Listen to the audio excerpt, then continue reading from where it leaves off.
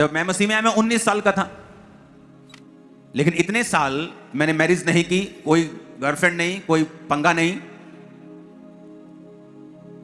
मुझे मालूम था परमेश्वर मेरी स्पिरिचुअल लाइफ में काम कर रहा है। और जब मेरी एज 29 हुई तो परमेश्वर ने कहा था कि अब मैरिज करने का समय, जबकि मुझे उस समय लगता था कि मैं मैरिज करूंगा तो स्पिरिचुअली मुझे फर्क ना पड़े। तो प्रभु ने कहा नहीं, अगर तू मैरिज करेगा बल्कि तू और ग्रो होगा। तो तब मैंने मैरिज की। आज लोगों की लाइफ में प्रॉब्लम क्या है, यह भी मैं आपको बताना चाहता हूं। जब मैंने मैरिज की तो कैसे की, जब मुझे मैसेज आया कि मुझे मैरिज करनी है, प्रभु चाहता है मैं मैरिड हो जाऊं, मैंने कहा ठीक है। मैंने अपने टीम मेंबर को बुलाया, मैंने कहा मुझे लड़कियों की फोटोज चाहिए, मैंने शादी करनी है। कहते जी ठीक है जी, मैं लेके आना। 2-3 दिन उसने लगाए, फोटोज मेरी टेबल पर रखी।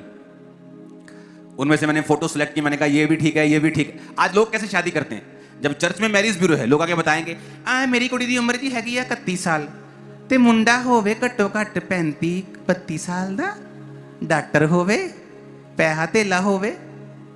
ये सारी चीजें रॉन्ग हैं। इसीलिए बहुत से क्रिश्चियन यंग लड़के और लड़कियां अनमैरिड हैं, अपनी मूर्खता के कारण, परमेश्वर के कारण नहीं। क्यों? मैं बताता हूं शादी कैसे करनी है, मेरा एक्सपीरियंस ले लो। और मेरी फर्स्ट क्लास मैरिज है, हालेलुया। मैं बताता हूं कैसे करते हैं मैरिज।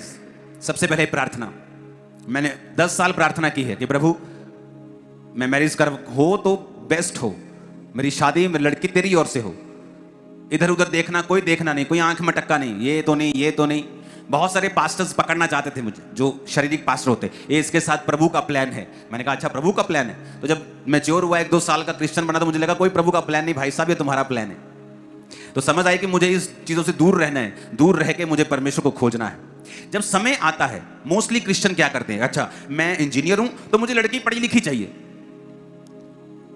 ये राइट मापदंड नहीं। मैं नहीं कहता आप बिल्कुल अंगूठा छाप ले लो, मैं नहीं कहता, हो सकता है कि आपके लिए अंगूठा छाप बेस्ट हो, लेकिन आपको क्या देखना है, पहले आपको कभी नहीं देखना इसका फाइनेंशियल स्टेटस मेरे साथ मैच करता है कि नहीं, ये कास्ट मैच करती है कि नहीं, पढ़ाई लिखाई मैच करती।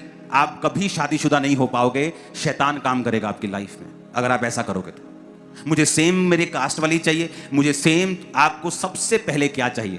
प्रेयर। आपने प्रेयर कर ली 2 साल, 3 साल, 4 साल, 5 साल, प्रभु जब भी मेरी शादी हो लड़की तेरी ओर से हो। वो 5 साल आपने पवित्रताई में बिताए हैं, प्रार्थना में बिताए हैं, आपने कोई गलत काम नहीं किया, व्यभिचार में नहीं गिरे।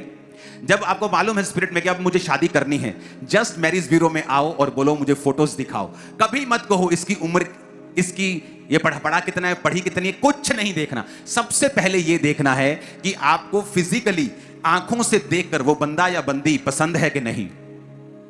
अगर आपको वो पसंद है, आपकी आंखों को लग रहा है कि ठीक है ये सुंदर है, मुझे पसंद है, फिर उसके बाद पसंद के 3-4, जैसे रेडी पे जाते हैं ना, सेब उठाते हैं, सब अच्छे अच्छे सेब उठाते हैं, तो पहले 4-5 उठा लो अच्छे अच्छे रिश्ते। ये 4 लड़की बोले ये चारों पसंद है, उठा लो। ये 3 लड़कियां पसंद है, उठा लो, तीनों फोटोज उठा लो। अब उनसे मिलो और जो स्पिरिचुअल लगे उसके साथ शादी कर लो, बस। अगर तुम गए कास्ट, पैसा, पढ़ाई, कद, ये वो, भाई साहब तुम कंकाल बन जाओगे, शादी नहीं होगी और तुम प्रभु का सिर खाते रहोगे। और प्रभु भी कान बंद कर लेगा, यार बस कर यार, क्योंकि उसने हमें बुद्धि दी है। अब्राहम का नौकर जाके बोला इसहाक के पास, ये तेरी पत्नी है? कहता है ये मेरी पत्नी है। आमीन। क्यों? इतना स्पिरिचुअल आदमी है, उसे पता है कि खुदाबंद मेरे साथ गलत नहीं होने देगा। लेकिन अगर 10-10 बॉयफ्रेंड और गर्लफ्रेंड रखी हुई हैं तो भाई साहब पूरी चुड़ैल मिलेगी आपको, मैं गारंटी देता हूं, खून चूसने वाली। अगर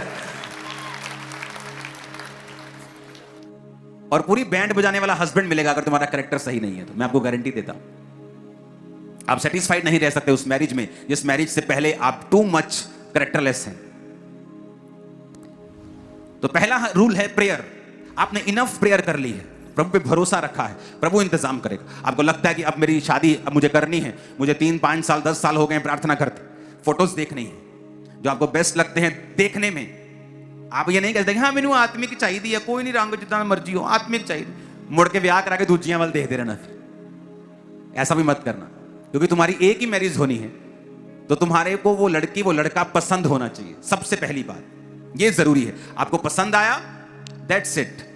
2-3 पसंद करो, उनसे मिलो, बात करो, उनकी स्पिरिचुअल लाइफ में जो आपको स्पिरिचुअल लगता है, जो आपको लगता है कि ये आदमी स्पिरिचुअल है और लगता है कि मैं इसको और स्पिरिचुअल कर दूंगी या मैं इसको और स्पिरिचुअल कर दूंगा, सबमिसिव स्पिरिट का है, ठहराव वाला आदमी है, ठहराव वाली औरत है, अधीनगी वाले आदमी, अधीनगी वाली औरत है, हाँ कर दो, शादी कर लो, तुम ब्लेस हो।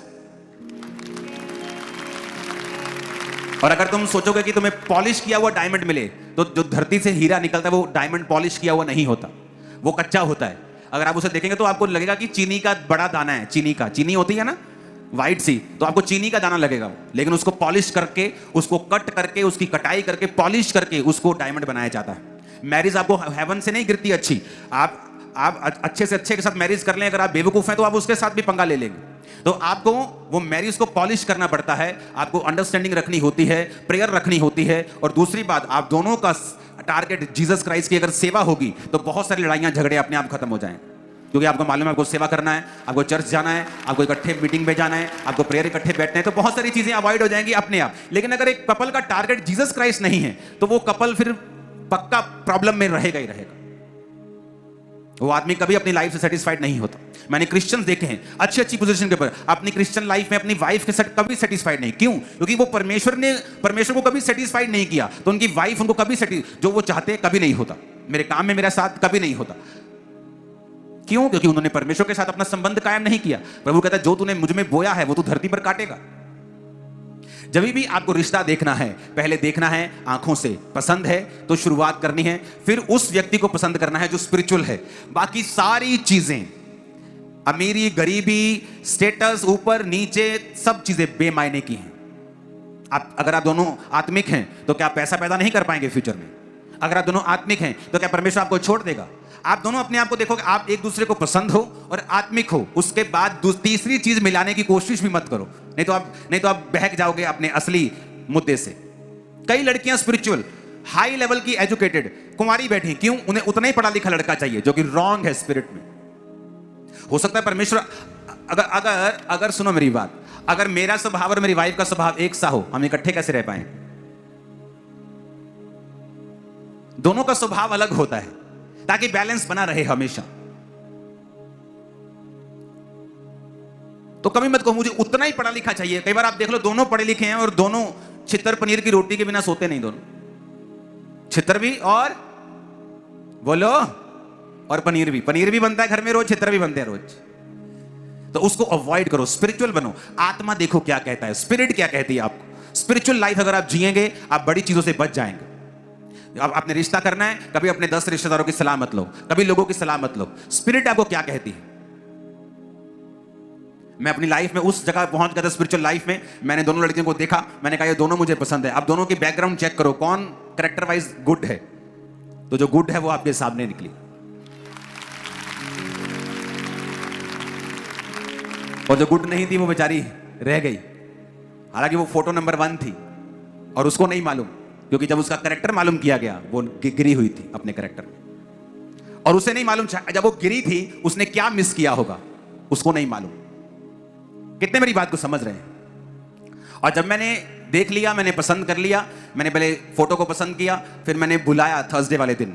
जब ये आई मेरे सामने बैठी, मैंने मम्मी को बुलाया, मैं कहा मम्मी थोड़ी नूंह आई, मिल लो। कहते ये क्या हो गया एकदम? मैं कहा हो गया बस। इमेजिन करो, कोई मीटिंग नहीं। इसकी फैमिली को बुलाया अगले दिन, मैं कहा आ जाओ। कहते की गल? मैं कहा तेरी कुड़ी दी सगाई है। कहते कितने नाल? मैं कहा मेरे नाल, आ जाओ। अगले दिन पार्लर भेजा, तैयार किया, सगाई की, खत्म काम। तब से हम इकट्ठे हैं। हालेलुया।